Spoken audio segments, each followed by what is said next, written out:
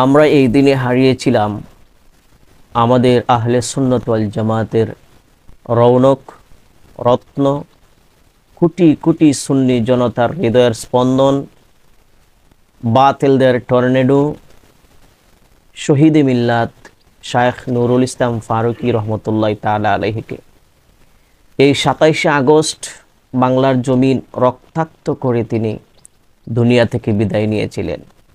কিন্তু সবচাইতে দুঃখের এবং পরিতাপের বিষয়, গত 10টি বছর হয়ে গেল, আজ অবধি পর্যন্ত ওনার হত্যার সাথে যারা জড়িত তাদেরকে আইনের আওতায় আনা তো দূরের কথা, শনাক্ত পর্যন্ত করা হয় নাই।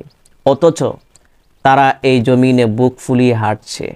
তাই আজ দুঃখের সহিত বলতেছি, 27শে আগস্ট আমাদের অন্তরকে নাড়া দেয়, হৃদয়করণ হয়, যেই দিনে আমাদের আল্লামা শহীদ হয়েছিলেন। সো আসুন আমরা এখনো হাল ছাড়ব না, ওনার হত্যাকারীদের বিচার এই জমিনে হবে ইনশাআল্লাহ। শহীদ মিল্লাত নুরুল ইসলাম ফারুকী রহমতুল্লাহ তাআলা আলাইহির শহীদ হওয়ার কারণ কি?